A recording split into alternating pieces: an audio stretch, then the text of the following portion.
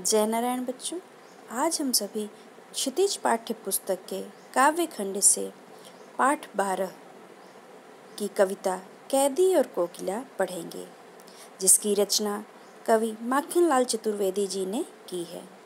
तो हम जानते हैं कुछ बातें माखनलाल चतुर्वेदी जी के विषय में।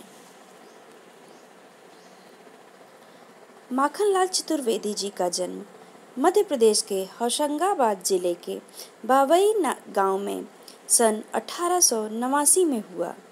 मात्र 16 वर्ष की अवस्था में ही वह शिक्षक बने। बाद में अध्यापन कार्य छोड़कर उन्होंने प्रभा पत्रिका का संपादन किया। वे देशभक्त कवि एवं प्रखर पत्रकार थे। उन्होंने कर्मवीर और प्रताप पत्रिका का संपादन भी किया। सन 1968 में उनका देहांत हो गया। हिमकिरीटनी, साहित्य देवता, हिमतरंगिनी, वेणुलो गूंजे धरा उनकी प्रमुख कृतियां हैं। उन्हें पद्म भूषण एवं साहित्य अकादमी पुरस्कार से सम्मानित भी किया गया। काव्यगत विशेषताएं कि माखनलाल चतुर्वेदी जी की काव्य में क्या क्या विशेषताएं थीं, हम उसे भी जानते हैं। माखनलाल चतुर्वेदी जी की रचनाएं राष्ट्रीय भावनाओं से युक्त रहती थीं। उनमें स्वतंत्रता की चेतना के साथ साथ देश के लिए त्याग और बलिदान की भावना भी देखने को मिलती है। इसलिए उन्हें एक भारतीय आत्मा कहा जाता है। इस उपनाम से उन्होंने कविताएं भी लिखी। वे एक कवि कार्यकर्ता थे और स्वाधीनता आंदोलन के दौरान कई बार जेल भी गए। उन्होंने भक्ति, प्रेम और प्रकृति से संबंधित कविताएं भी लिखी हैं। चतुर्वेदी जी की कविता में शिल्प की तुलना में भाव को अधिक महत्व दिया गया, अर्थात उनकी कविताएं भाव प्रमुख होती थीं। उन्होंने परंपरागत छंदबद्धता एवं तत्सम शब्दावली के स्थान पर बोलचाल की भाषा के साथ साथ उर्दू फारसी के शब्दों का भी प्रयोग किया है।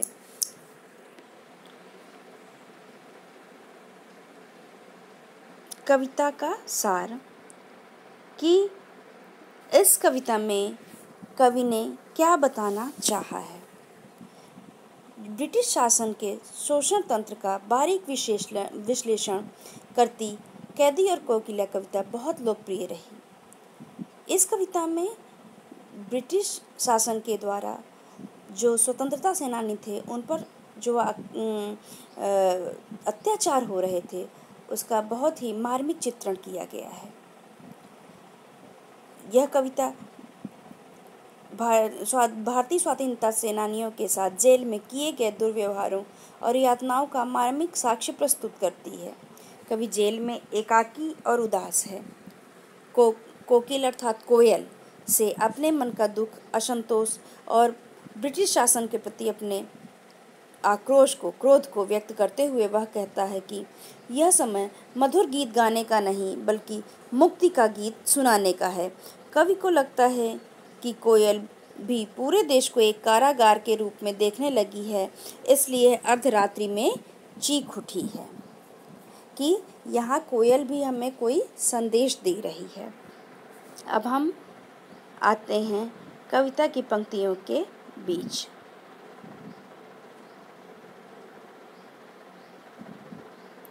कैदी और कोकिला नाम से लिखी गई यह कविता, इसमें कविता में कवि ने कोयल से क्या कहा इसके विषय में बताया गया कि क्या गाती हो, क्यों रह जाती हो, कोकिल बोलो तो, क्या लाती हो, संदेशा किसका है, कोकिल बोलो तो।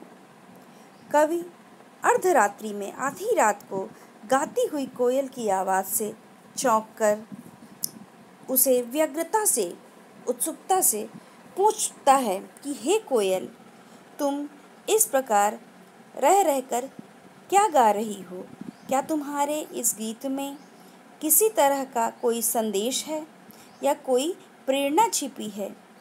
यदि कोई ऐसा संदेशा है तो यह संदेशा किसका है? तुम मुझे स्पष्ट रूप से इसे बताओ।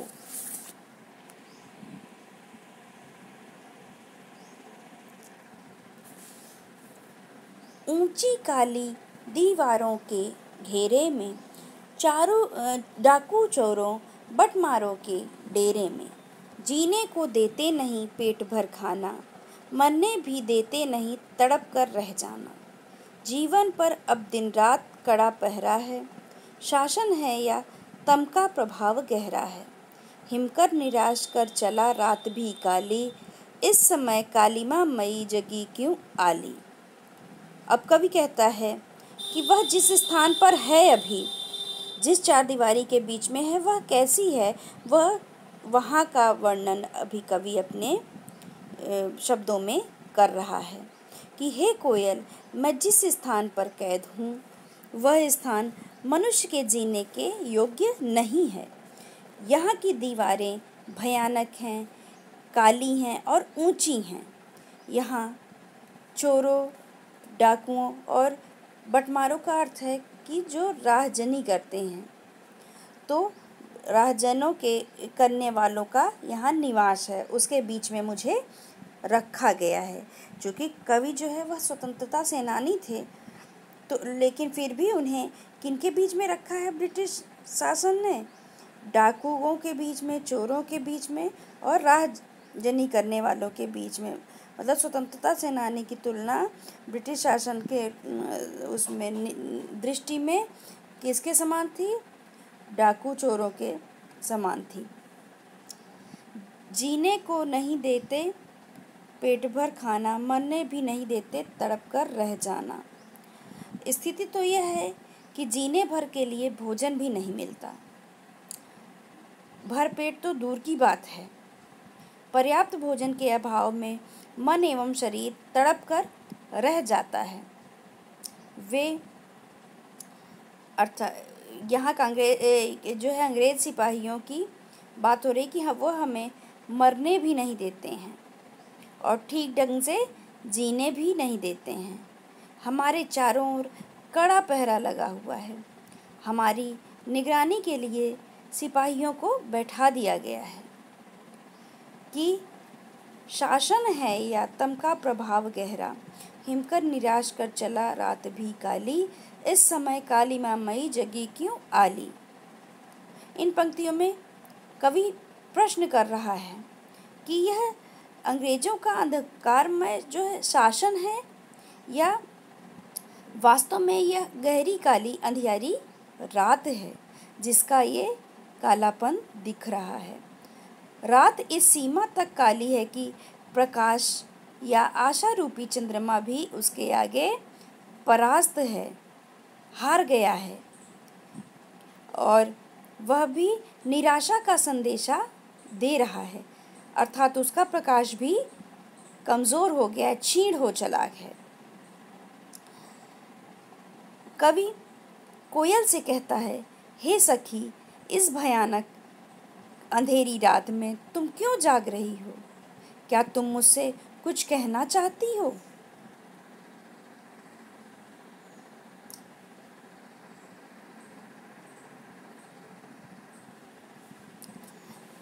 क्यों हुक पड़ी वेदना बोझ वाली, कोकिल बोलो तो क्या लूटा?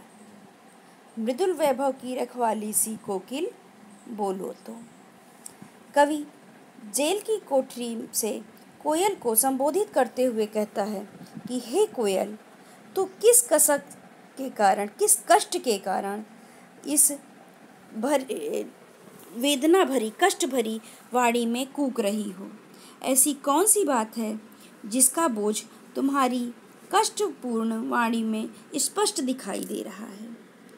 हे कोयल, तुम्हारा ऐसा क्या लुट गया है जिसको लेकर तुम इतनी परेशान हो, व्याकुल हो और आधी रात को तुम्हारी वाणी इतनी करुणा भरी जो है हो गई है?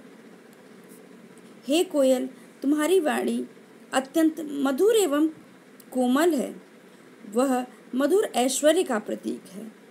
मृदुल वैभव का अर्थ है मधुर ऐश्वर्य का जो है ये क्या है? प्रतीक है। कोयल की वाणी कैसी होती है? मीठी होती है। तो बताया कि यह मधुर ऐश्वर्य का प्रतीक है और जिसकी तुम क्या हो? स्वामिनी हो और किसी को इतनी मीठी आवाज़ के लिए नहीं जाना जाता। तो तुम कैसी हो? मधुर ऐश्वर्य की स्वामिनी हो, फिर भी तुम इस सीमा तक विचलित क्यों हो? क्यों परेशान हो? तुम्हारी वाणी में यह करुणा क्यों है? मुझे बतलाओ। तो इस भाग में हम इतनी ही कविता की इतनी ही पंक्तियों का अर्थ जानते हैं। आगे का अर्थ जानने के लिए हम अगले भाग पर बढ़ेंगे। धन्यवाद।